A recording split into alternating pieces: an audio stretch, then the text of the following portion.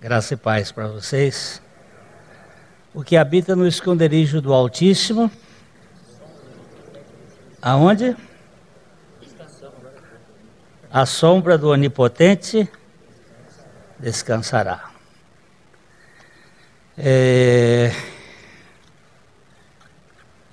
Nós vamos continuar lendo, né? Não sei se tem gente que está visitando a igreja aí. Já deram? Já foi dado, né? Tava. Quem tem aí? Que não recebeu? Ok, não tem ninguém. Tem? Tem lá. Vai lá, Valdir.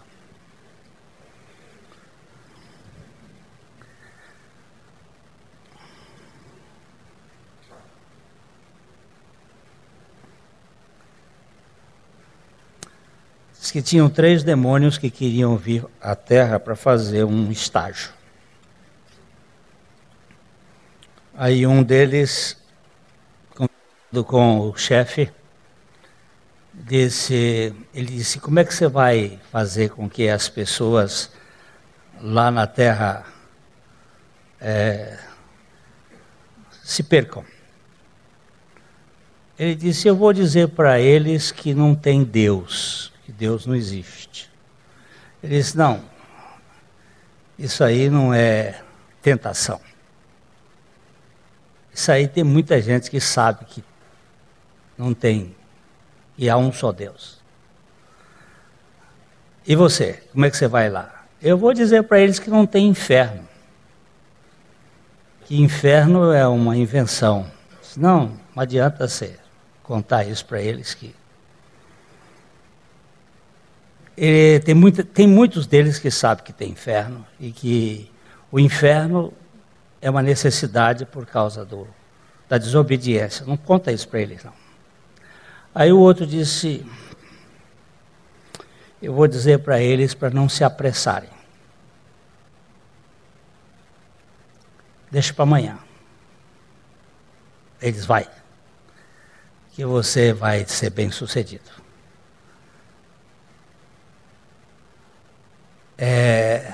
A grande crise do ser humano é que nós procrastinamos a realidade. A Bíblia diz: hoje, se ouvirdes a voz de Deus, não endureçais os vossos corações.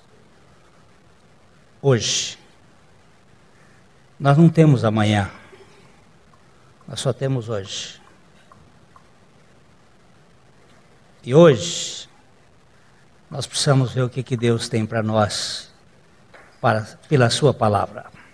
Então vamos ler a Bíblia, olhar a Bíblia, pensar no que a Bíblia tem para nós hoje.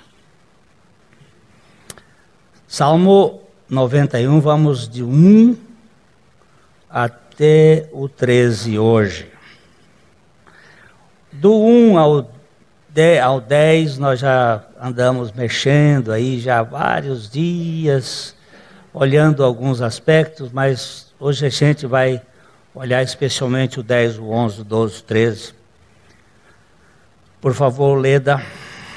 O que habita no esconderijo do Altíssimo e descansa à sombra do Onipotente, diz ao Senhor: meu refúgio e meu baluarte, Deus meu em quem confio, pois ele te livrará do laço do passarinheiro e da peste perniciosa. Cobrir-te-á com as suas penas, e sob suas asas estarás seguro. A sua verdade é pavês e escudo. Não te assustarás do terror noturno, nem da seta que voa de dia, nem da peste que se propaga nas trevas, nem da mortandade que assola ao meio-dia. Caiam 1000 ao teu lado e 10.000 à tua direita, tu não serás atingido. Somente com os teus olhos contemplarás e verás o castigo dos ímpios, pois disseste: O Senhor é o meu refúgio. Fizeste do Altíssimo a tua morada. Nenhum mal te sucederá, praga nenhuma chegará à tua tenda. Porque aos seus anjos darás ordens a teu respeito, para que te guardem em todos os teus caminhos. Eles te sustentarão nas suas mãos, para não tropeçares nalguma pedra. Pisarás o leão e a áspide, calcarás aos pés o leãozinho e a serpente. Vamos terminar o salmo, porque falta pouco. Pode continuar. Porque a mim se apegou com amor, eu o livrarei, pô-lo-ei a salvo, porque conhece o meu nome. Ele me invocará e eu lhe responderei. Na sua angústia eu estarei com ele. Livrá-lo-ei e o glorificarei. Saciá-lo-ei com longevidade e lhe mostrarei a minha salvação. Pai,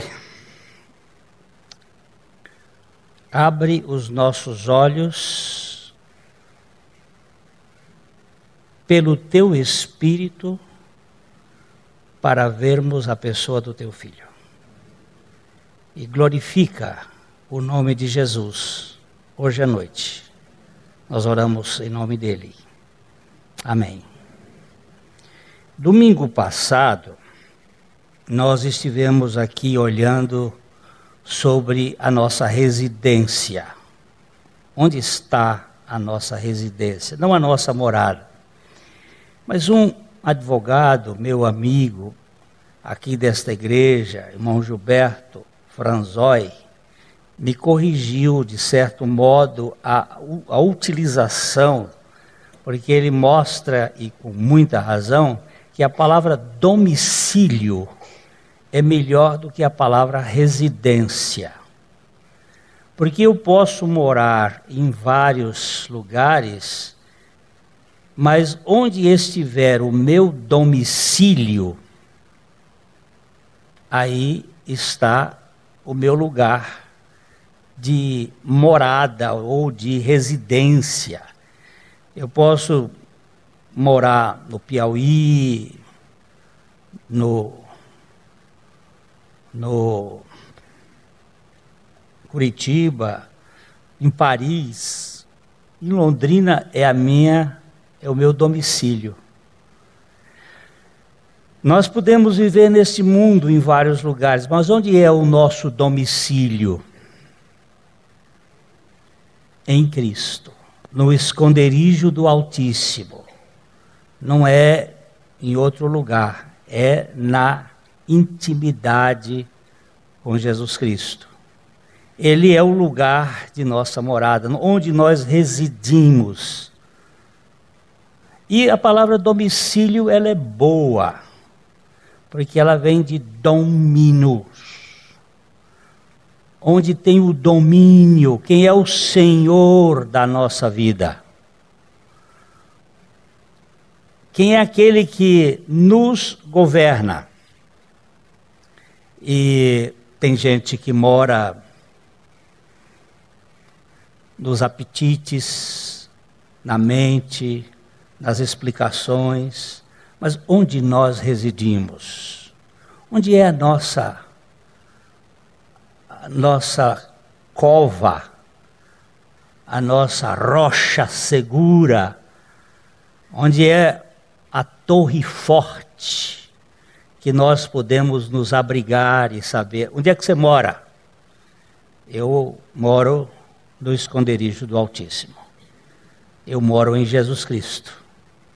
Eu habito em Jesus Cristo. Eu permaneço em Jesus Cristo. A proteção eterna não se trata de vacina contra o sofrimento aqui na terra. Trata-se disto: nenhum sofrimento é eterno para aqueles que estão em Cristo. Não significa que se eu tomar a vacina da gripe, eu não vou ficar gripado. Parece que nem é bem assim o negócio. Eu acho que muita gente toma vacina e aí diz que o vírus é mutante e ele tem não sei quantas variedades. Na verdade, parece que é um potencializador para muitos casos. Não sei bem. Todas as vezes que eu tomei a vacina, eu fiquei gripado. Agora, nós temos algumas vacinas que são realmente úteis. O Brasil, por exemplo, já tinha até extinto a varíola, mas agora ela retornou. E retornou com certa força lá pelo Nordeste. Neste mundo não existe uma vacina anti-sofrimento e anti-pecado. E ante as dores do pecado neste mundo. Mas existe uma proteção de cunho eterno. Ainda que a gente venha a sofrer consequências desta vida, a Bíblia chega a dizer que um justo cai 7 vezes. Mas levanta 8. Então ele não fica caído. E é muito interessante porque que ele levanta 8. Porque 8 é o dia da ressurreição. E nós aí temos uma morada eterna que nos garante. Não é a ausência de sofrimento, nem de tormentas, nem de doenças, nem de impecabilidade do ponto de vista temporal, mas é que nenhum sofrimento é eterno para aqueles que estão em Cristo Jesus.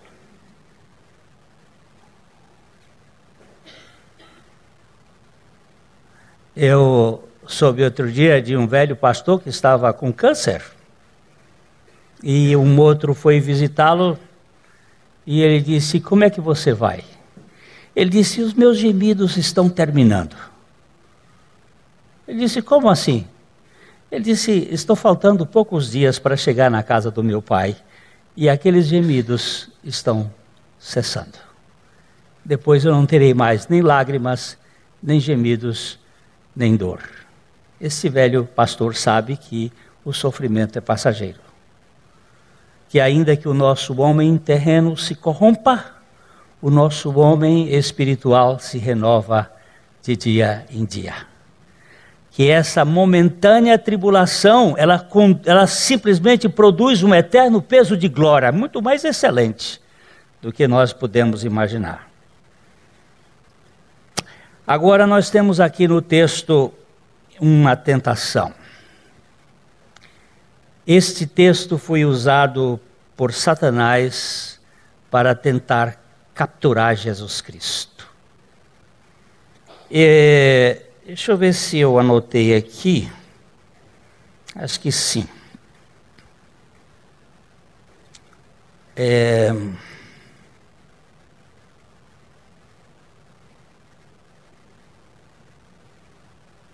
A história dos 3 Eduardos.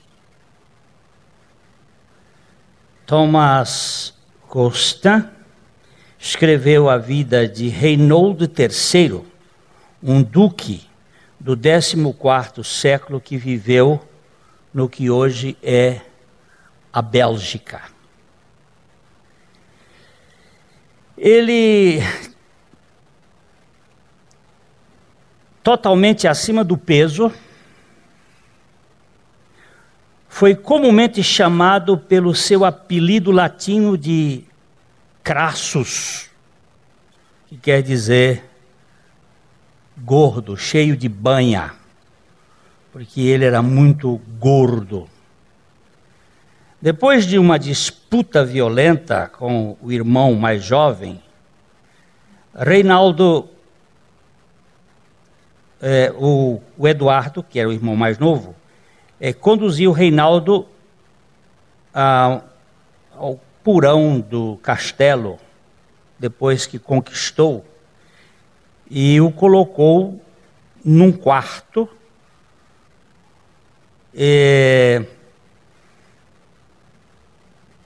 para que ele vivesse ali naquele quarto. E disse para ele que ele recuperaria o título e a propriedade assim que pudesse deixar o quarto. Se ele saísse do quarto, ele iria voltar a ter a propriedade do ducado e ia ter o título. O problema, o quarto tinha várias janelas e tinha uma porta.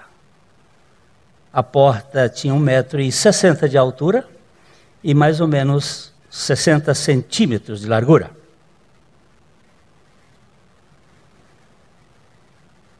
E ele colocou o Eduardo lá dentro, mandando abrir uma outra porta, e fechou aquela.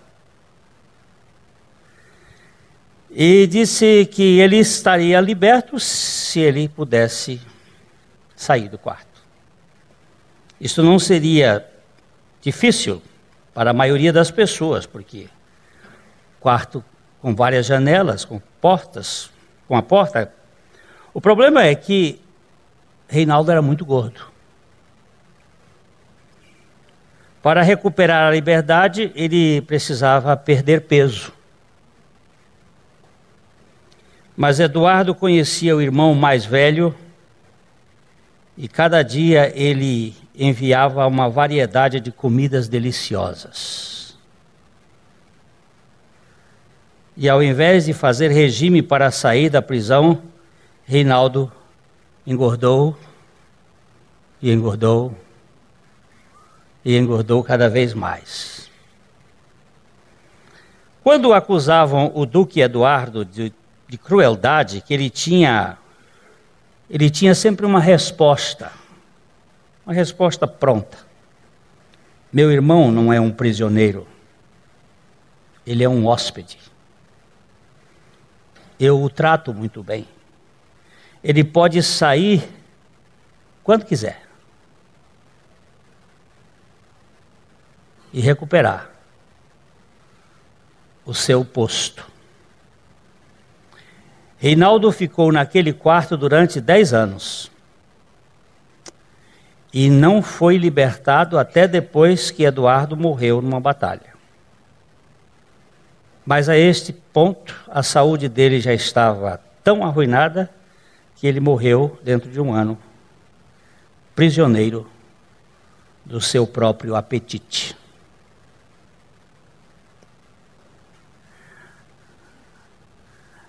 Jesus foi levado pelo Espírito Santo ao deserto para ser tentado pelo diabo. Ele não foi levado ao deserto para jejuar. Vamos para Mateus, capítulo 4, versículo 1.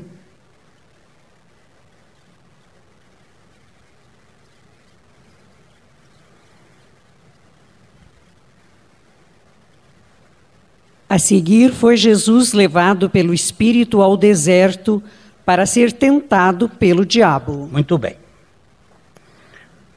Preste bem atenção. Vamos voltar ao capítulo 3, verso 17, para ver que houve um momento. Este momento foi precioso, onde a Trindade se manifesta no batismo de Jesus.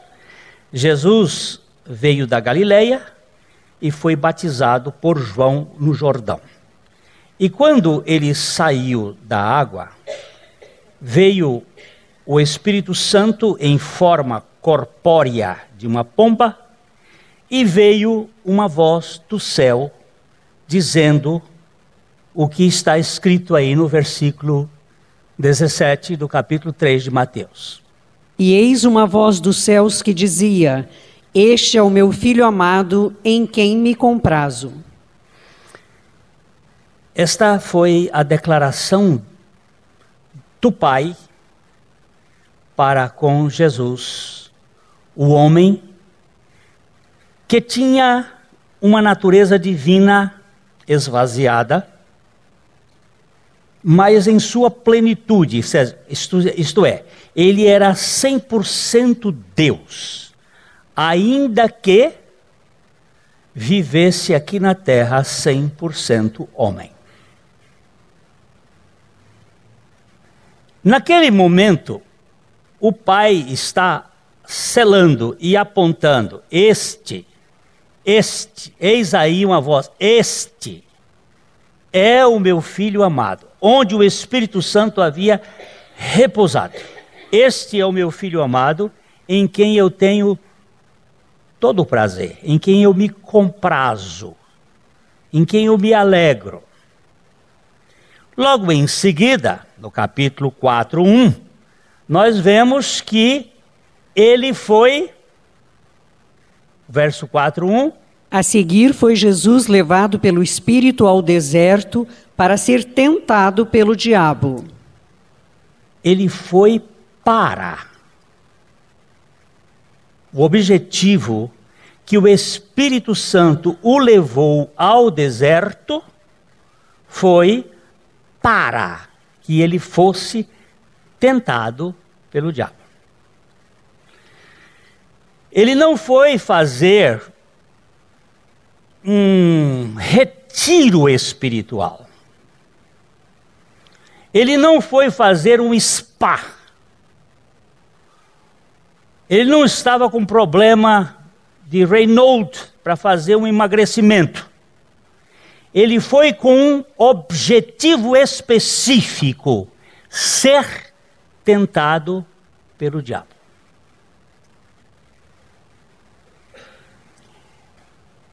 Só que o diabo apareceu só no dia 40, no 40º dia. Não é que ele tenha ido para fazer um jejum de 40 dias. Ele foi para uma específica missão: ser tentado pelo diabo. Entretanto, o diabo tinha também sua tática. Eu quero que ele chegue à sua fraqueza. A sua fraqueza humana. E uma das principais fraquezas humanas é exatamente a física. E ela vem pela boca, a comida. O pecado não entrou por outro lado, ele entrou através de um fruto.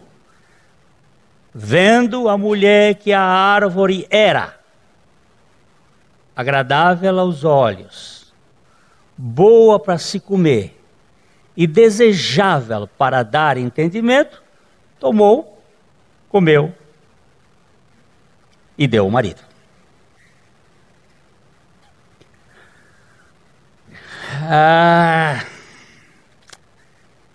O ministério público de Jesus foi construído sobre a vitória privada.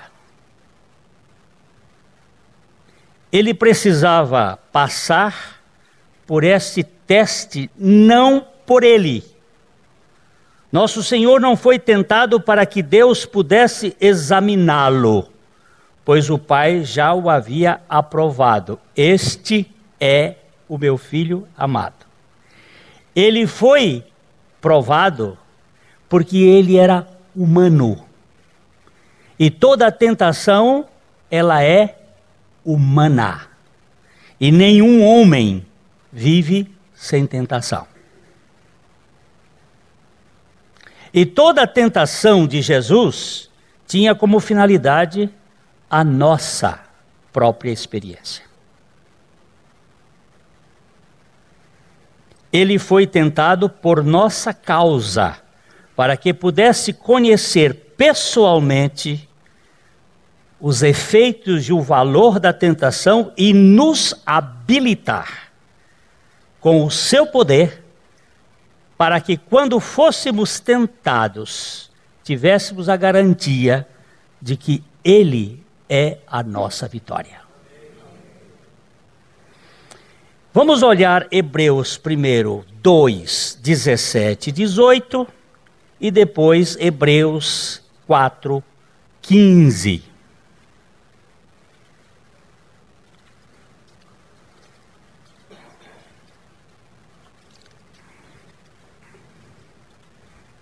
Por isso mesmo, convinha que em todas as coisas se tornasse semelhante aos irmãos, para ser misericordioso e fiel sumo sacerdote nas coisas referentes a Deus e para fazer propiciação pelos pecados do povo. Pois naquilo que ele mesmo sofreu, tendo sido tentado, é poderoso para socorrer os que são tentados. Você entendeu por que ele precisava ser tentado?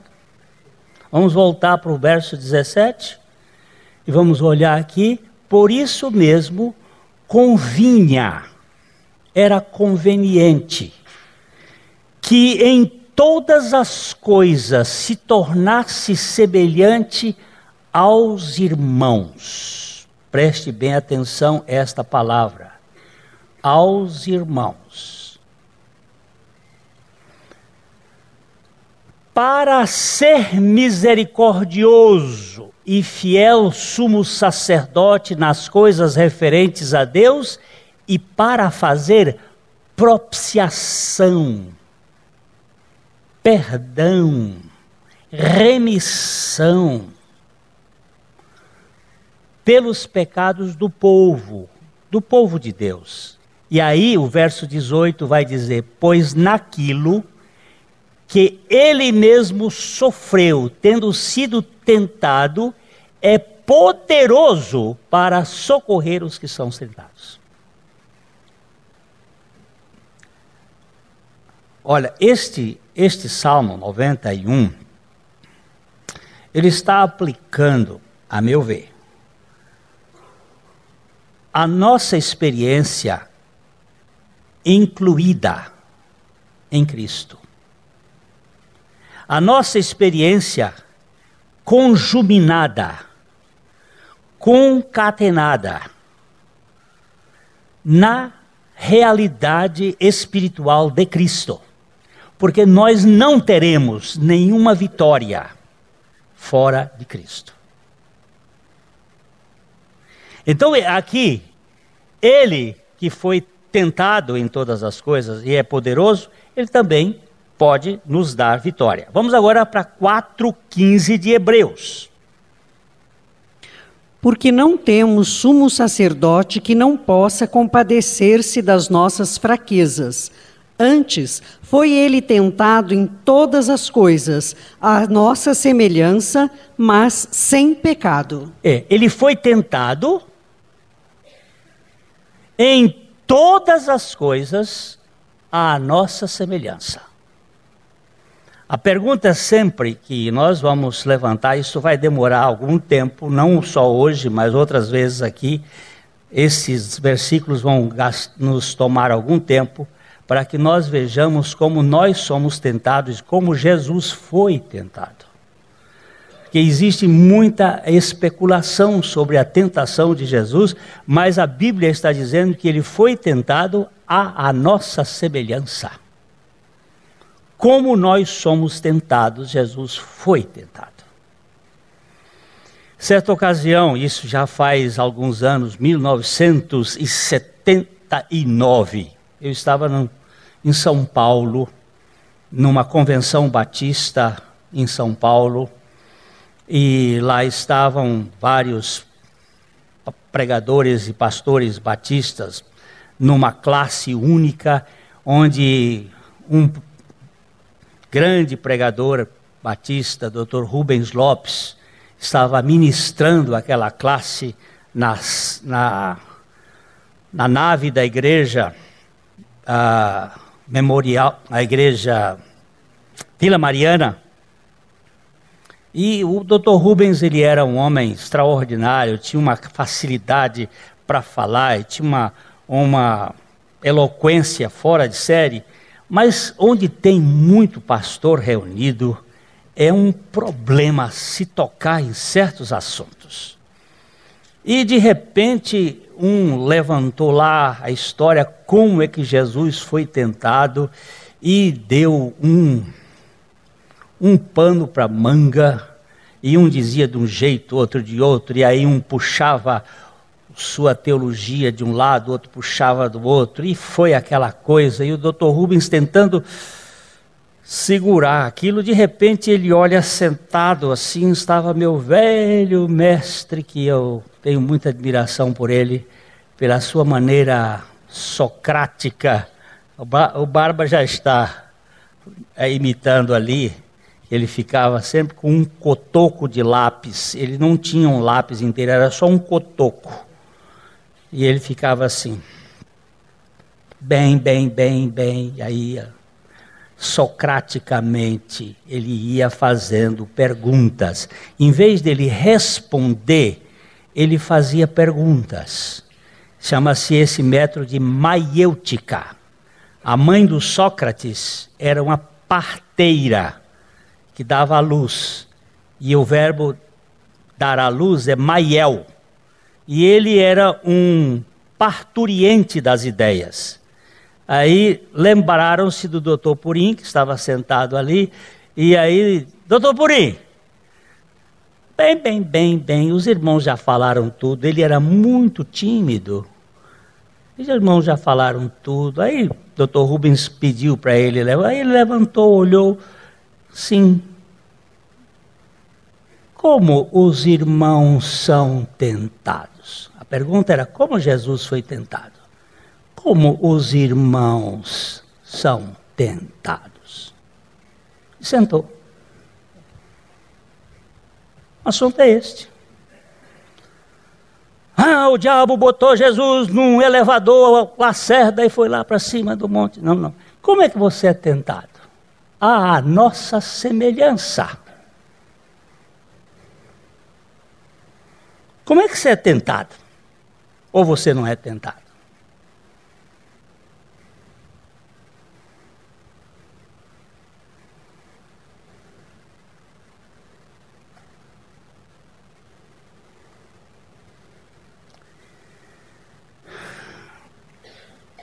Jesus foi tentado como homem, mas ele não usou os poderes divinos para vencer a sua tentação. Ele não, isso eu vou dizer aqui, ele não usou a natureza de Cristo em todo o seu ministério.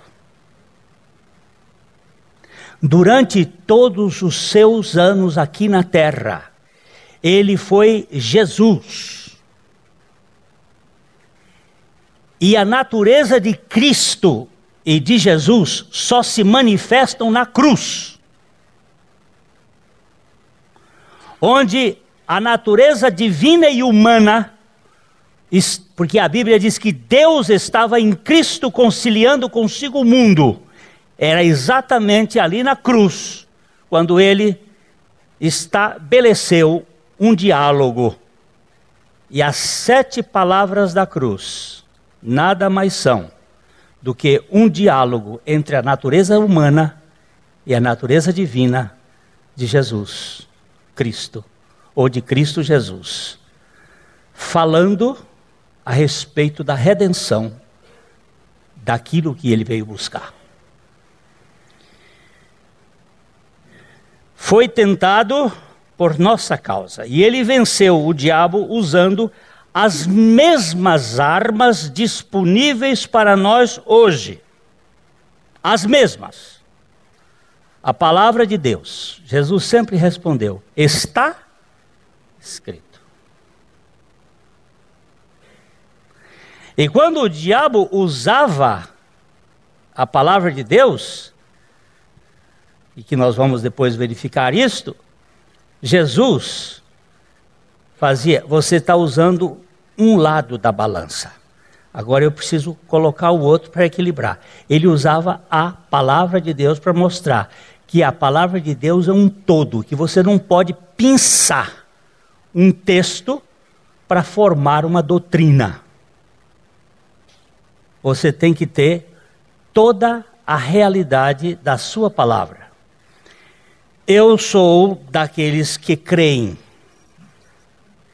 que o candelabro, já falei isso aqui uma vez, mas é sempre bom repetir, o candelabro, que era um dos móveis do santo lugar, aquele candelabro, ele é um tipo da revelação de Cristo através da palavra.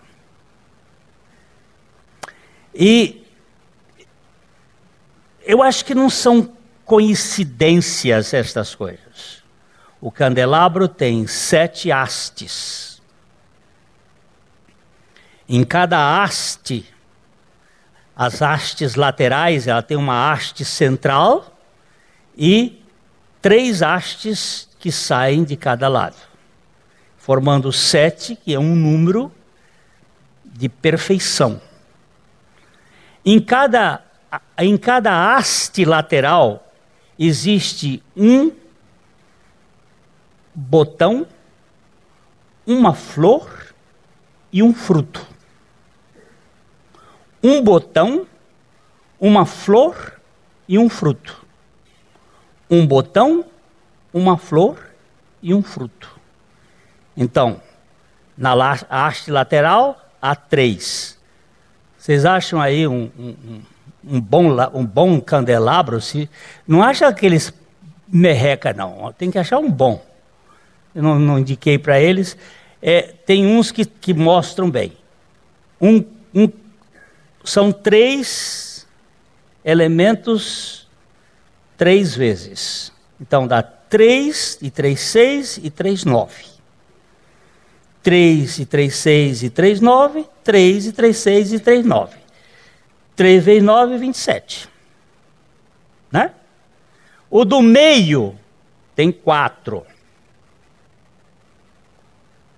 Esse aí é muito fraquinho. Esse aí é de péssima qualidade. Isso aí é de judeu.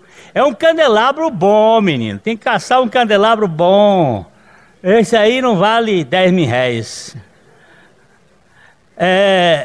O candelabro, ele tem, então, são 27 e mais 12. 27 com 12 são quanto? Ruim de matemática esse povo. 39. E 27 do outro lado. 39 com 27? 66. Quantos são os livros da Bíblia? 66. Você diz assim, não, mas tem os livros apócrifos. Aí é uma discussão teológica que nós não vamos entrar aqui. Todos esses livros da Bíblia, você diz assim, mas tem uns que nem o nome de Deus fala. Por exemplo, tem 2 que não falam o nome de Deus. Quais são os 2 que não falam o nome de Deus? Esther e Cantares. Mas os 2 estão enfiados dentro de Deus e manifestam o fragor de Deus em toda a sua expressão. Então, o que eu quero dizer aqui é o seguinte: Jesus, ele está sendo revelado em toda a Bíblia. Você não passa por nenhum ponto que você não encontra a expressão de Jesus. Por isso eu posso dizer, está escrito.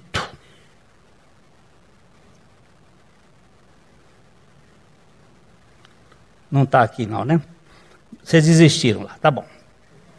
Ele venceu o diabo usando as mesmas armas disponíveis para nós. Está escrito. O poder do Espírito Santo. Ele foi para o deserto, conduzido pelo Espírito Santo, e durante todo aquele tempo ele esteve dependendo do Espírito Santo. Porque logo depois o Espírito Santo o conduziu de novo a Galileia. Nós temos o poder do Espírito Santo. E nós temos a oração. As armas da nossa milícia não são carnais, mas poderosas em Deus para a destruição das fortalezas. Vamos ver esse texto? 2 Coríntios capítulo 10, versículo 3 e 4.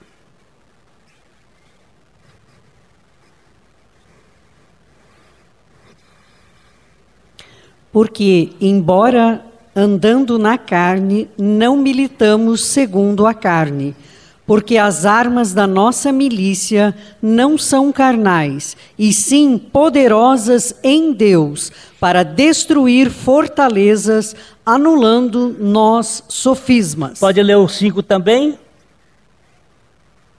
E toda altivez que se levante contra o conhecimento de Deus, e levando cativo todo pensamento à obediência de Cristo, E o 6? e estando prontos para punir toda desobediência, uma vez completa a vossa submissão. Veja o verso 3.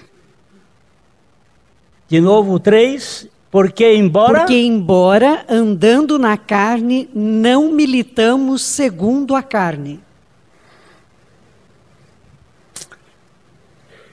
As armas de nossa milícia não são carnais. Nem o jejum é arma.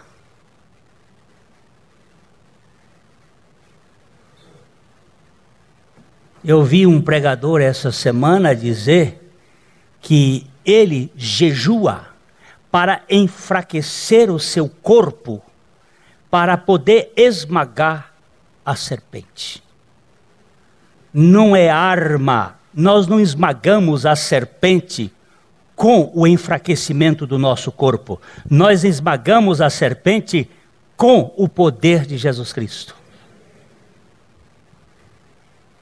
E o poder de Jesus Cristo não está no fato da fraqueza do corpo, está no fato da fraqueza da alma. Ou do esvaziamento da alma. Então, queridos, ele usou as mesmas armas que nós temos hoje para lutar. Eu queria que nós lêssemos Lucas 3, 21.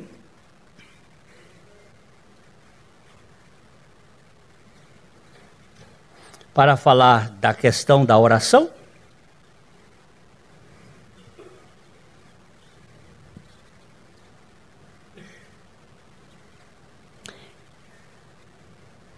E aconteceu que, ao ser todo o povo batizado, também foi Jesus, e estando ele a orar, o céu se abriu.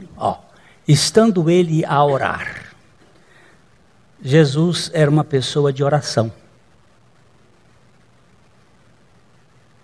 Mas ele não era, ele não tinha natureza divina? Tinha. Mas ele não dependeu da sua natureza divina, ele dependeu da natureza do Pai, ele dependeu do Pai. Ele orava. Por que Jesus orava? Porque ele dependia inteiramente de Deus. Oração é sinal de dependência. As pessoas mais independentes são as que oram menos.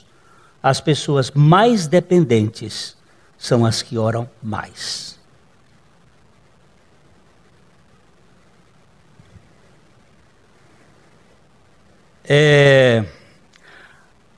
Esta tentação, há um paralelismo entre Israel e Jesus aqui.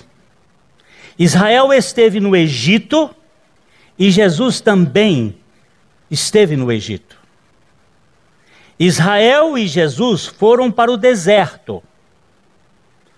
Israel ficou no deserto 40 anos e Jesus ficou no deserto 40 dias. E ambos tiveram fome. Israel teve problemas com a comida. Jesus venceu a fome pela dependência na palavra de Deus. Lá no deserto, Israel fracassou. Todavia, Jesus venceu o inimigo nas 3 tentações: física, psíquica e espiritual. Porque ele dependeu do Pai. Israel fracassou, porque ele queria fazer a coisa por ele. A tentação no Éden, ela está baseada, então, naquilo que nós falamos. Vendo, vamos ver o texto? Gênesis 3:6. Gênesis 3:6.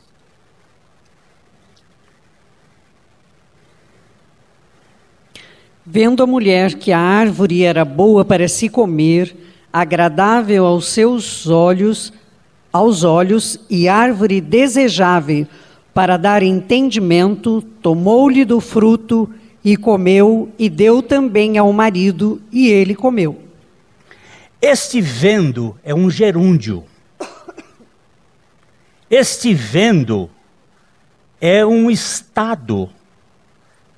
Não é simplesmente viu, é vendo.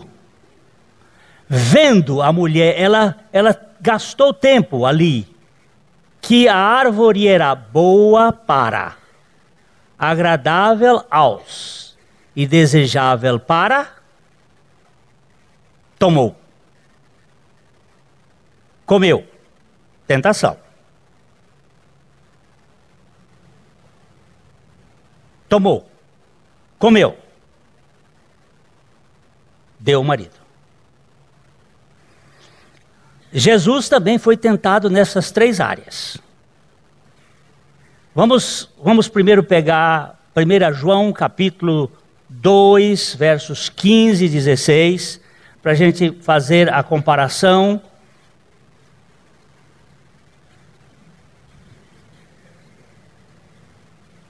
Não ameis o mundo, nem as coisas que há no mundo.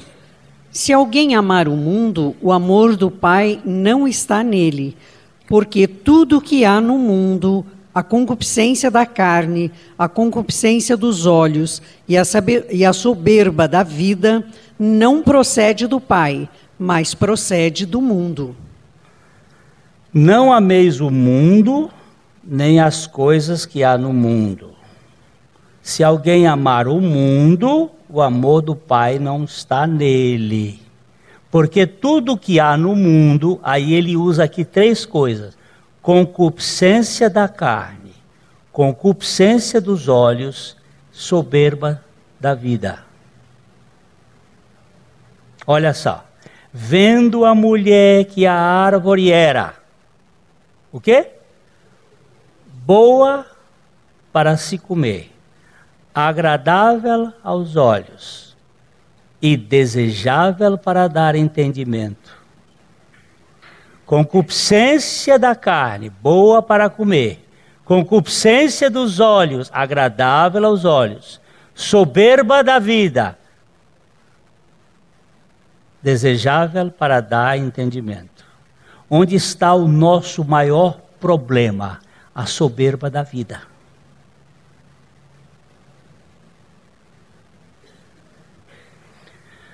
Aqui está um grande, a questão da relação, onde Jesus foi tentado, como Jesus foi tentado, a nossa semelhança, e onde ele foi tentado? No corpo, na alma e no espírito.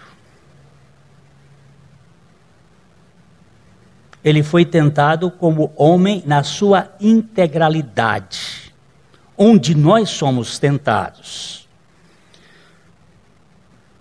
Uma outra coisa que eu queria chamar a atenção hoje ainda é Tiago 1, 13 a 15.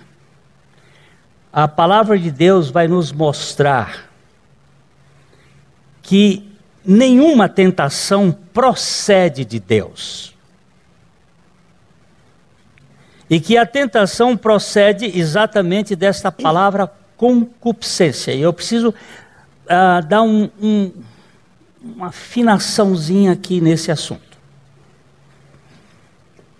Ninguém, ao ser tentado, diga: sou tentado por Deus, porque Deus não pode ser tentado pelo mal e Ele mesmo a ninguém tenta. Ao contrário, cada um é tentado pela sua própria cobiça quando esta o atrai e seduz. Então, a cobiça, depois de haver concebido, dá à luz o pecado, e o pecado, uma vez consumado, gera a morte. Ninguém, ao ser tentado, diga: foi Deus que me tentou. Porque Deus não tenta. Nós somos tentados pela nossa... A palavra cobiça aqui é a mesma palavra para concupiscência, lá em João. É a mesma palavra. Cobiça ou concupiscência, que é desejo incontrolável.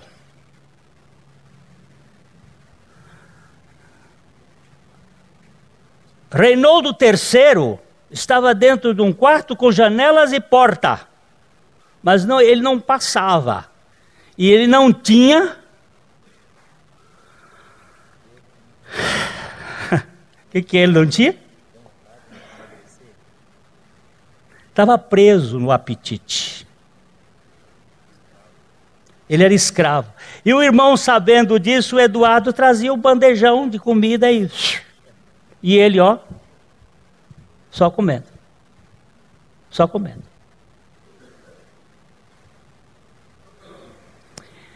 Existem muitos tipos de fomes. Existe a fome física, que faz a gente engordar ou emagrecer. Também a fome que emagrece, chama atenção. Existe a anorexia, que é uma fome física. É uma fome psíquica, que junta a física. A bulimia são causas chamadas causas de fome, da carne. Existe a fome psíquica, emocional, a fome de ser estimado, valorizado, reconhecido. Existe a fome espiritual, a fome de glória, porque nós fomos destituídos da glória. Existem essas fomes. E por causa dessas fomes, nós somos tentados. E como Jesus foi tentado, nós somos tentados. A tentação humana, ela é tricotômica, porque nós somos corpo, alma e espírito. A Bíblia mostra isso em vários textos, nós não vamos citá-los aqui. E nessas três áreas, todos os dias, nós passamos por tentações. Eu, nesse processo de emagrecimento, pela dieta, às vezes eu tinha vontade de comer um carboidrato. Mas na dieta do Dr. Dukan, tem dias que tem aquela primeira fase que é só proteína, e proteína magra, de 4 a 10 dias, é proteína, é proteína, é proteína, é proteína, é proteína, é proteína. E aí você fica, e você vê o sujeito passar com um prato de macarrão, e você olha e saliva igual o cachorro de Pavlov. Mas, se você quer emagrecer, você põe a sua força e vai. E nesse ponto a gente consegue. Mas no ponto de vista do pecado, nós não temos capacidade. Porque nós somos escravos do pecado. Nós somos escravos do pecado, assim como o Reinaldo era escravo da comida. Eu não posso vencer o pecado. Eu não posso vencer a concupiscência. Vocês sabem que o último dos mandamentos é não cobiçarás. Ele botou no último, mas esse é o mais tremendo dos mandamentos. Não cobiçarás a casa do teu próximo, não cobiçarás a mulher do teu próximo, não cobiçarás o jumento do teu próximo, não cobiçarás. Hoje, se você ganhar a vitória aqui, você ganhou a vitória nos 9 mandamentos para trás.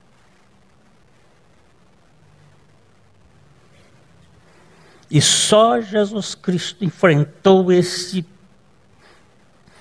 maligno e pôde vencê-lo. E aonde é que você está? Esconderijo do Altíssimo. Quando eu vou só iniciar hoje e vou parar. Quando o tentador se aproxima de Jesus, ele contesta a filiação de Jesus. O que ele tinha em mente era levantar dúvida da palavra de Deus. Vocês viram que no versículo 17 do capítulo 3 de Mateus, o pai diz assim, o quê? Este é o meu filho amado, em quem eu tenho todo o prazer. Como foi que o tentador apareceu? Se tu és. 40 dias depois, quando ele havia passado 40 dias não jejuando, mas 40 dias esperando o tentador.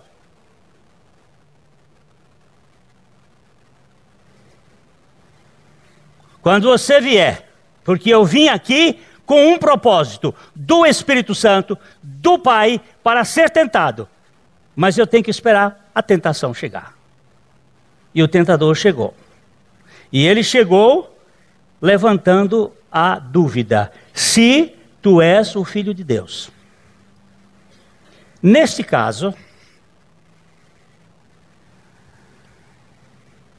ele sugeriu que se Jesus demonstrasse o seu poder e o direito de se satisfazer as suas próprias necessidades, ele nocauteava Jesus no primeiro round.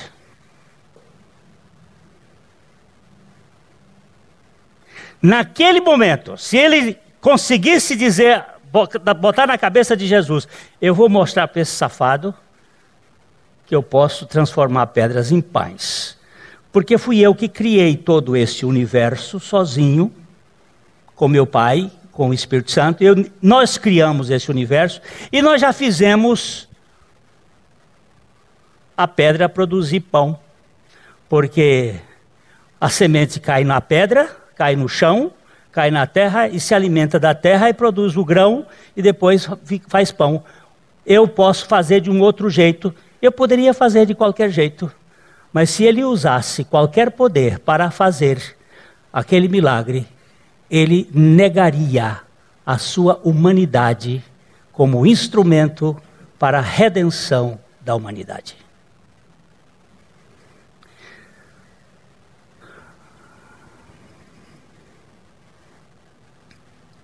Vamos aqui falar uma coisinha ligeira, que eu vou falar no outro domingo assim, mais aqui, sobre velho homem e natureza terrena. Não confundam as duas coisas. Natureza terrena e velho homem são duas realidades. Adão, quando foi feito do pó da terra, ele tinha uma natureza terrena, pura, sem contaminação de pecado. Quando ele pecou, toda a natureza, toda a matéria, todo o universo passou a ter a influência do pecado. Por isso que a Bíblia diz que a natureza geme em dores de parto, aguardando o dia da redenção e a manifestação dos filhos de Deus. A natureza está caída, mas além dessa natureza caída, a natureza material, a natureza humana, adâmica, nós tivemos um ser dentro de nós, em nosso estado interior, chamado espírito de rebeldia, servo do pecado, que é chamado de velho homem. Adão passou a ter uma natureza caída e um velho homem. Jesus Cristo, quando veio à Terra, por ser só do óvulo de Eva, ele tinha uma natureza terrena caída. Não uma natureza terrena pura, ele tinha uma natureza terrena caída. Como qualquer pessoa que vier aqui, se entrar nesse mundo carnal, ele terá uma natureza terrena caída, sujeita ao pecado. Mas ele não tinha a natureza de Adão, ou seja, ele não tinha o velho homem dentro dele. Dá para entender aí? Quando nós fomos salvos, o que foi salvo em nós foi o nosso velho homem que foi crucificado com Cristo. Mas a nossa natureza terrena não foi crucificada com Cristo, porque a Bíblia diz: fazei morrer, pois, a vossa natureza terrena. Ela não ia dizer uma coisa que já tinha acontecido. Mas não há em lugar nenhum na Bíblia que nós tenhamos que fazer morrer o nosso velho homem. Porque o nosso velho homem já foi crucificado com Cristo. Dá para entender? Ah, Cristo vive em mim, Cristo não peca. Sim, Cristo vive em mim, Cristo não peca, mas eu tenho uma natureza terrena. Por isso eu tenho que levar o morrer de Jesus diariamente. Porque se eu não levar o morrer de Jesus diariamente, a vida de Jesus não se manifesta em meu corpo mortal, onde eu tenho uma natureza terrena sujeita ao pecado. Jesus, presta atenção, Jesus estava numa situação pior do que Adão quando pecou. Porque Adão, quando pecou, não tinha nem o pecado, nem a natureza terrena contaminada pelo pecado. Jesus não tinha o pecado, mas tinha a natureza terrena igual a nós. Ele era semelhante a nós, com exceção do pecado. Mas a natureza era caída.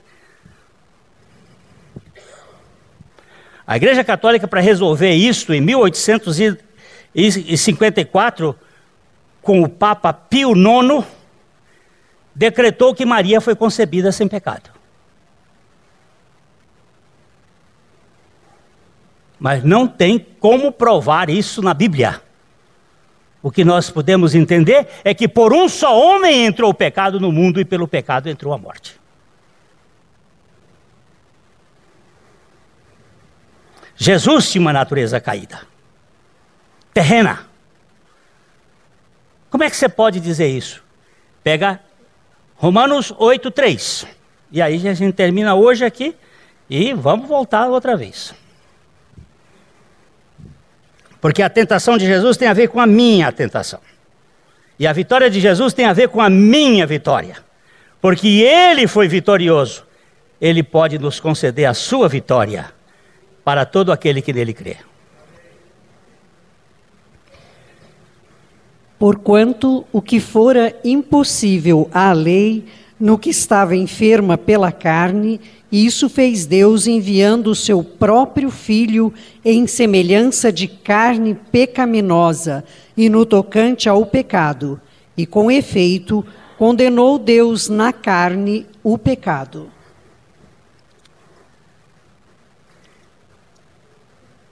Como a lei, como é que eu vou praticar a lei se a minha concupiscência me impede que estou enfermo pelo pecado? Deus enviou o seu Filho na semelhança da carne do pecado, e no tocante ao pecado, embora não tendo pecado, ele condenou na sua carne o pecado. Isso chama princípio de homeopatia.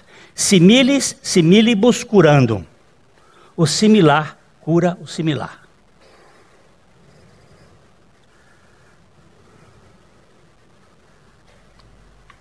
Jesus tinha que passar por uma situação pior do que Adão e Eva passaram.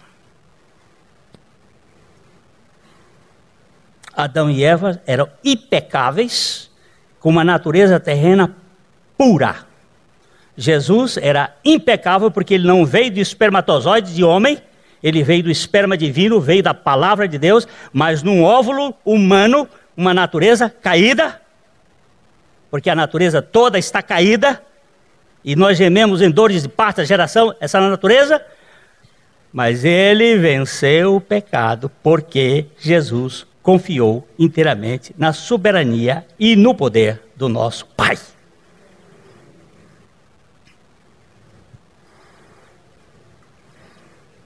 E a vitória dele é a nossa vitória.